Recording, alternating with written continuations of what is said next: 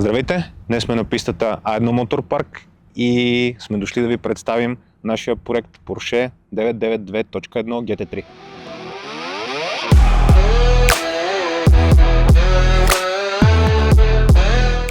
Всъщност 992.1 не се нуждае от много модификации, за да карате на писта. Едно от основните неща са спирачки, особено за A1 Motor Park.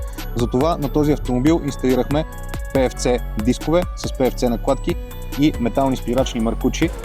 Малко си поиграхме с места на накладките, намерихме точната и миналата година успяхме да изтестваме този сетъп на пистите Spa и Nürburgring, като резултатите бяха повече от впечатляващи и мисля, че с спирачната система това е всичко, което може да бъде направено с този автомобил.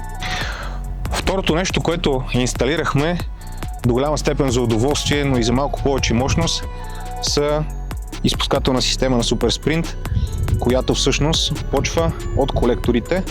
Тук в този вариант сме без катализатори и стига до тези прекрасни накрайници отзад. За тази система има малко история. Видяхме едно клипче преди известен период от време в интернет на Gintani F1, една впечатляваща изпускателна система.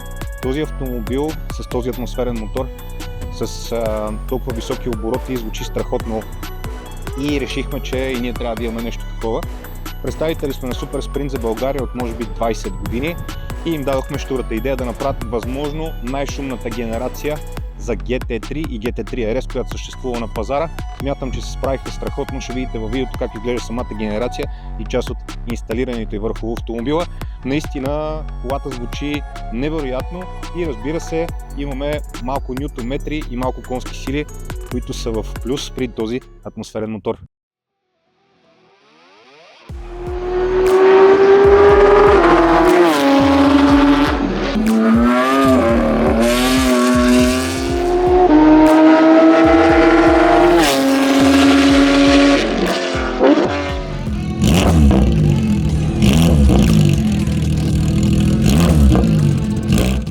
Освен сетъпа на спирачките и изпускателната система, сега сме подготвили ето тези райзери, които да могат да ни дадат малко повече даунфорс на задното крило, както и задно крило, което разработваме в два варианта. Единият вариант е пасивно крило, което се настройва като атака и остава така, и другия вариант, който сме подготвили, е, разбира се, варианта с DRS, с активно задно крило, което работим в момента. Погледихме се и малко от към интериор, нямахме възможност къде да си държим телефоните, когато закупихме автомобила и мигновено изобретихме ето тази стойка за телефон, която е супер удобна.